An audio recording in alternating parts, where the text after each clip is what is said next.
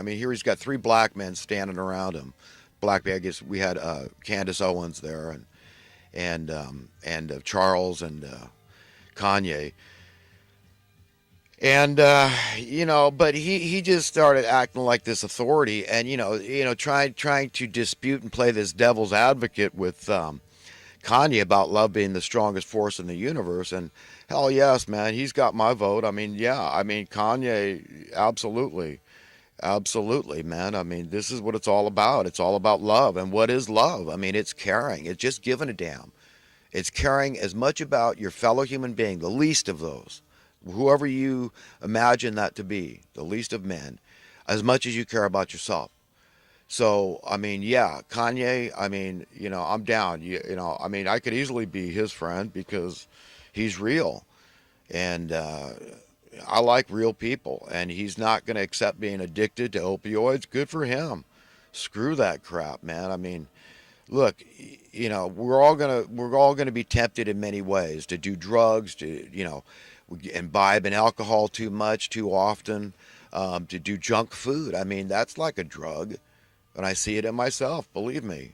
I know a whole hell of a lot about eating right and health foods and everything else, and diet and nutrition, all this kind of stuff. I know a lot about, but you can know everything in the world doesn't mean you're going to necessarily, um, you know, follow what you know to be best all the time. Okay, because like everybody else, I like a little junk food now and then, and sometimes maybe too much. Yeah, maybe I lack self-control all the time, just like everybody else, right? And that's not a good thing. I mean, sin. This is another form of sin. Gluttony or not eating right, being self-destructive, trying to escape, all this stuff, anesthetize ourselves. It's a metaphorical slashing of the wrist. It's a metaphorical wanting to run away and escape from what is there's a good reason, and God understands why we want to escape. Okay, I mean it's the pits, man. This world sucks. I mean, why do we always have this threat, this ever burgeoning threat hanging over our heads by the artificial invented crap, not the organic stuff? I'm not complaining about the fact that since the original sin, the fall of man, the knowledge of good and evil, and the curse that befell the earth and all creation, apparently, we screwed it up, which explains thorns on roses and all these predators and all the crap, all the negativity, anything bad, organic, too hot, too cold, natural disasters, insects that bite, all this kind of crap, diseases and death, all this stuff comes from the original sin. Okay, that's the story. Okay, and that's the organic suffering. I'm not complaining about that. Okay, that's what you got to take to God. You got to, this is where your faith comes in, to believe in that God really has the power to give you eternal life, to give you a new body. So we don't, this thing they call death, that's the promise. That's what we're told.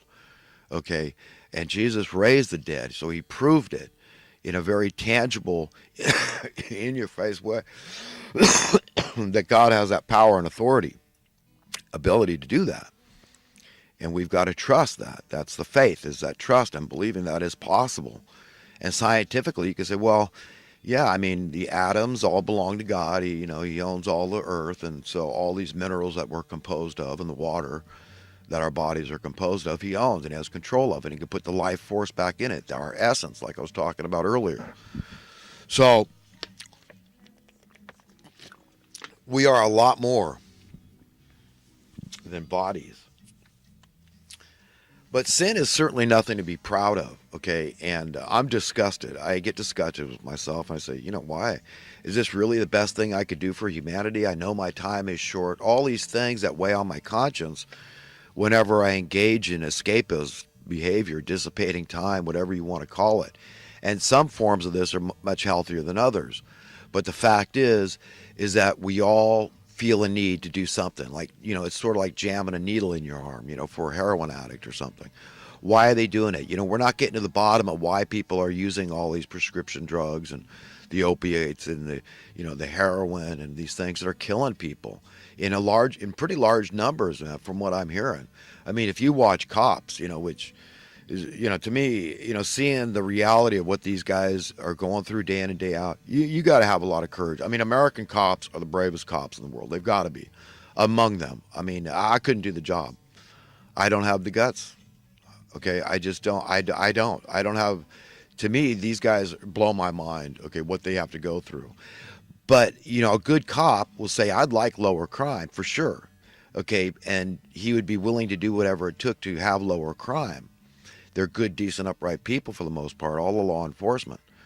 And like written in Romans 8, I mean, yeah, there's a reason why they bear the sword. I mean, the peacekeepers, all that kind of thing. Law and order, we all know we want law and order. We don't want the strong taking advantage of the weak. Yet we see it all the time in society, that same thing, the predatory behavior in the economic system. But, yeah, I mean, the crime could plummet if we had a guaranteed income for people.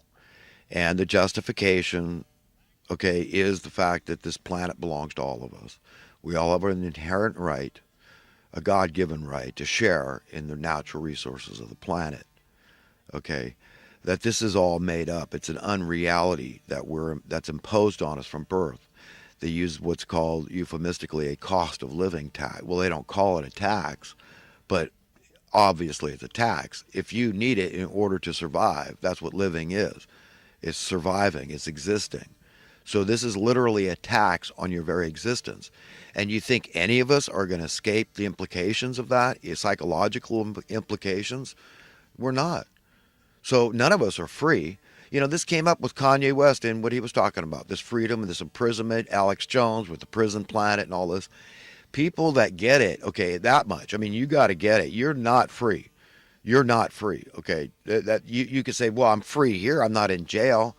Sure, okay, that homeless guy is free, not in jail, having to go out and beg to survive. Okay, what's his freedom worth to him? Okay, look, you could have free speech, fine. Great, we've got free speech for the most part. You can't say just anything you want, though, so even that's not completely free, but we know there's good basis and logic and reason why certain things are too incendiary to tolerate. Fire in a theater, for example, I guess is the quintessential example, the archetype, right, for what I'm trying to convey here. But, freedom has to mean, to me, it's an absolute thing, okay? It's just like the price you pay, okay? You can't get any cheaper than being free, right? We would all agree, unless they paid you for taking it, which that changes the dynamics entirely. But you see my point, is that we're not free. We're not born free. We're all subjected to comply to this monetary-based unreality that's been thrusted upon us, shoved down our throats for all intents and purposes, foisted upon us. We don't have a choice. We don't have any free will choice. Okay, unlike a sin, right? You can say, well, you know what, should I wank or should I not? I mean, it's not like that at all. It's just, hey, you know what? This is the way it is. So it's always this overarching, overriding power, that this illegitimate power. That's what it is. That's breathing down our necks, all of our necks. And the devil's in the details. When I saw Kanye go at it with Van, and I like Van. To me, he's a good American. He's a guy that walks around with a bit of a chip on his shoulder. That's a good American. That's ready to confront. He's got a lot of passion, and he's ready to confront anyone he disagrees with. That's a very good American trait. This is how the job gets done. This is how you have discourse, discussion, conversation, and ideas get exchanged, and we can come together and say, well, look, can we come together at least here? We may not agree on this particular issue. My opinion may be vastly different from yours. But remember, none of us can speak for other people. So when we say we're, fan of Donald Trump because of his policies, we think he's a good egalitarian, good American president that's on the side of blue collar. I mean, I believe this stuff, that he wishes everybody in the world to be prosperous and free. That's what it's going to take. You see, if you're prosperous, if everybody is rich, in other words, you have an equal state. You have freedom. It's an egalitarian principle. I believe that Trump is that. And so Kanye believes that. A whole hell of a lot of other people, apparently, that put him in office. Okay, and you're going to just, throw the baby out with the bathwater. We hear that so much from these neoliberals that say they're liberal, but that's only, what the hell's wrong with you people? You come off like sanctimonious about this immigration and refugee thing, and I think, oh my God, Hey, dude, you know what? You got to listen to the other side. Listen to me, okay? Listen to me, okay? All you people that think I'm incompassionate, okay? And I read my Bible. I know what it says about how we should treat the strangers and the foreigners. I know where the heart of God lies. I know the Bible. I know the scriptures. So to come off sanctimonious with me about this, being the guy that I know that I am all these years, I've been a huge advocate for the homeless. Okay, remember, Martin Luther King Jr. is my icon. My American icon is guys like Martin Luther King Jr., I Have a Dream guy, and John F. Kennedy. Okay, these are my two favorite Americans that lived in my generation. You understand? I mean, I adore these people because I know they're good Americans. And anybody around the world can be a, quote, good American. It's an attitude, it's a spirit of freedom. It's saying, come hell or high water, I have a right to pursue happiness, and I know what's at the top of that list. A whole lot of components, but freedom is at the top of that list. And in order to be free, I need to be prosperous. You understand? I need to be equal. I need to keep up with the Joneses. You understand?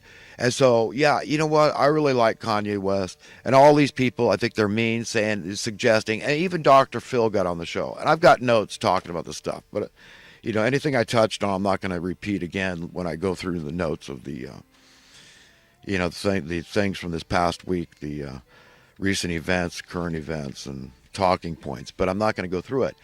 But Dr. Phil was on the show, and I mean, look, nobody is above reproach. If you're a human being, you're a sinner. Okay, and Dr. Phil is no exception. So all these guys with these big fat degrees, and hey, how many people dare ever attempt to constructively criticize Dr. Phil? I bet his closest friends are a bunch of yes men. So it's up to Dr. Phil to trust in himself, to use self-criticism, right? So he's got to have a very close connection to God. Okay, if you're Dr. Phil, just giving advice, never taking it. Okay. So where does that leave the room for constructive criticism, which of course we're all due? No man is above reproach, beyond reproach. Okay. We all have things to be ashamed of. Okay. Like this written in scripture, all men have lied, all men have sinned and fallen short of the glory of God. Let all men be called liars. Okay. The heart is deceitfully wicked above all else. But I don't hear Dr. Phil bringing up God at any given advice up there. So it's like, where are you coming from, man? So as much as I like Dr. Phil, okay, I think that he's kind of a stiff neck kind of guy.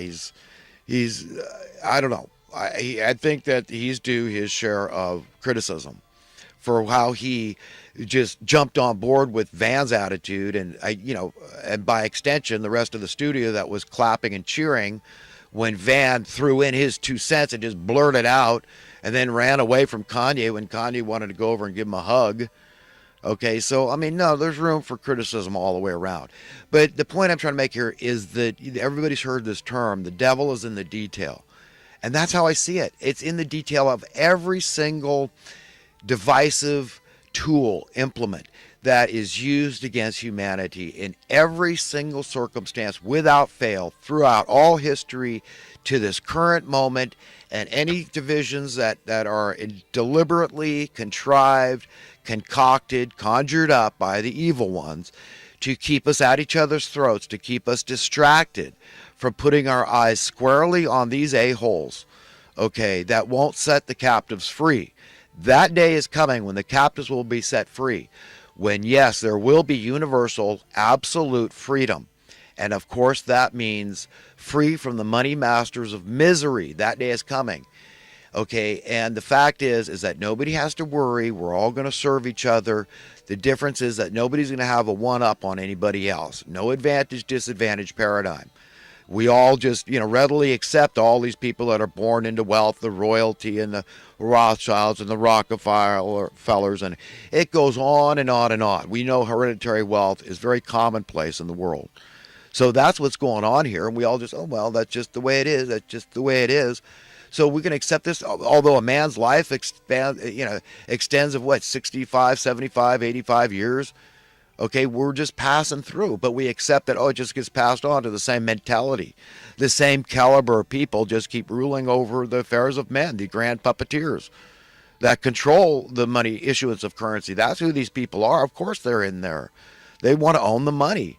Of course you do. You want to own the most powerful force on earth, okay, in the world. The most powerful force in the world for thousands of years is this thing we call money.